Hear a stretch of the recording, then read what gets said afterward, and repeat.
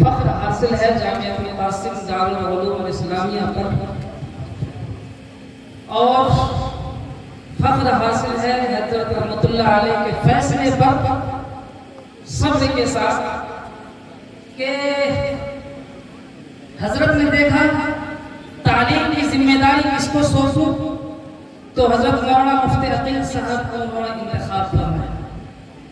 हज़रत ने देखा निज़ामत की जिम्मेदारी किसको सौंपूं, तो हज़रत मौलाना मुफ्ती अंसार साहब का इंतखाब फरमाया।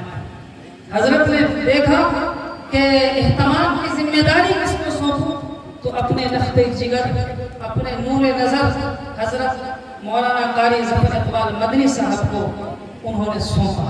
यकीनन ये तीन की जोड़ी, और इन तीनों के ऊपर जो सरपरस्त बनाया जनाब शाहजहां शाद साहब, जो हर वक्त इन तीनों पे नजर रखे हुए रहते हैं। कुछ कमी बेशी रहती है तो उनका नजर करम रहता है, उनकी नसीहतें रहती हैं। मैं देख रहा हूँ कि तालीमी मैदान में भी, तरबियती मैदान में भी, और इस पुरफितन दौर में लड़खड़ाते हुए माली मैदान में भी बेइंतहा तरक्कियों से ये जामिअतुल क़ासिम परवान चढ़ रहा है। यकीनन हज़रत रहमतुल्लाह अलैह की रूहें खुश हो रही होंगी। हज़रत दुआ करते हैं कि अल्लाह ताला हज़रत को बाल बाल मग़फ़िरत फरमाए, उनके दर्जात को बुलंद फरमाए। और इन तीनों चारों की जोड़ियों ने जिस तरीके से तमाम कारकुनान को जोड़ करके उनके हौसलों को बढ़ाते हुए तरक्की के मनाज़िल तय कराते हैं, इनकी मुबारकबादी में इन चारों ज़िम्मेदारों को देता हूँ और इनका शुक्रिया अदा करता हूँ कि आप दिन दूनी रात चौगुनी इस शाये सजदा और शाये उस्मानी शद उस्मानी की को आप बढ़ा रहे हैं। अल्लाह आपको जज़ाए खैर अता फरमाए। आइए, हमें चंद मिसरे पढ़ने का हुक्म मिला है। हम लोग बार बार सुनते हैं, बोलते हैं कि हिंदुस्तान को बड़ा खतरा है, लेकिन हिंदुस्तान को कोई खतरा नहीं है। अभी जिक्र होता है कि आज़ादी में कौन साथ थे, माफ़ी मांगने वाले में कौन साथ थे।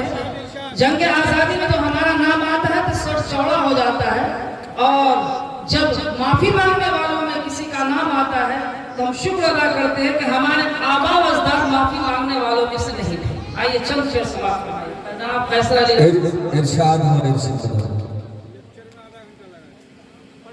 वतन को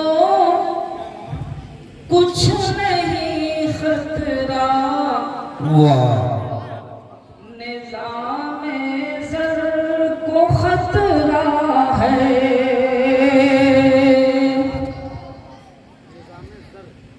वतन को कुछ नहीं खतरा, वतन को कुछ नहीं खतरा, निज़ामे ज़र को खतरा है।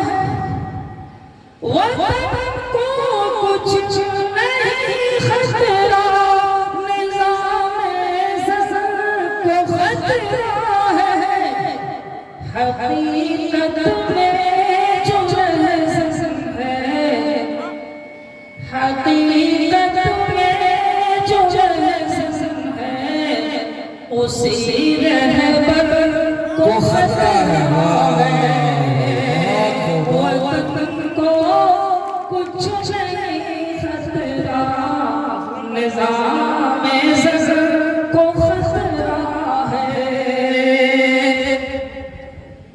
इस कौम का नाम सेहत के मैदान में सब ऊंचा चढ़ने वाली शख्सियत जनाब डॉक्टर नसीर इकबाल साहब। तिजारत जिसको हमारी शरीयत ने इबादत कहा है, इबादत इस तिजारत के मैदान में मजबूत खूंटा गाड़कर उलमा के दिल में जगह जगह घिर करने वाली शख्सियत जनाब आफताब साहब। समाज फरमाए आखिरी शेर, अल वक्तु कलील वल अमल कसीर।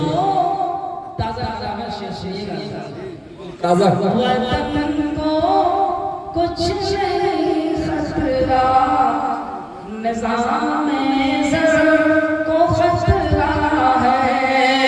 हज़रत के गुज़र जाने के बाद स्टेज पर सबका बड़ा जुल्म किया जाता है, बड़े दबाव डाला जाता है। इरशाद हो, इरशाद हो। इसका शिकवा है ये अब शिकायत में क्या बात है? जो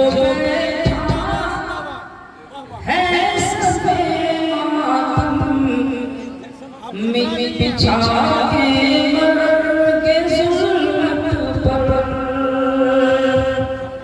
मैं समझता अब खतरा नहीं होगा। उस्ताद शायद ने इनाम दे दिया कि इस वक्त मेरी मेहनत कबूल है। जो बैठा है देखिए नेताजी भी आ गए।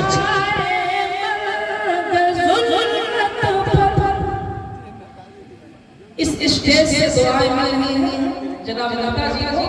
अल्लाह आगे के रास्ते को आपको आसान करे। नजमुद्दीन साहब खतरा को भाप के नेताजी भी अपना खतरा टाल लिए। जो बैठा है सब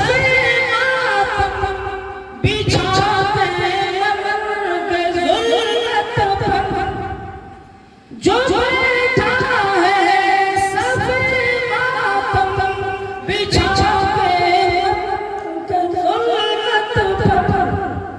वो नौहागर को खतरा है, वो नौहागर को खतरा है, वो दानिश्वर भी खतरा। वाह भाई बहुत खूब।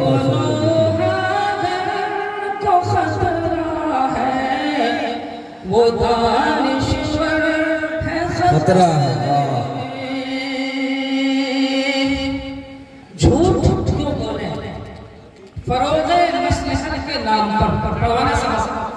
झूठ क्यों बोले फरोगे मसलहत के नाम पर।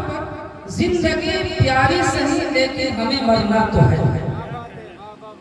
है जिन्हें सबसे ज्यादा दावाए हुब्बुल वतन हर मौके पर हमारी हुब्बुल वतनी पे शक करते हैं और अपने हुब्बुल वतनी पे फख्र करते हैं।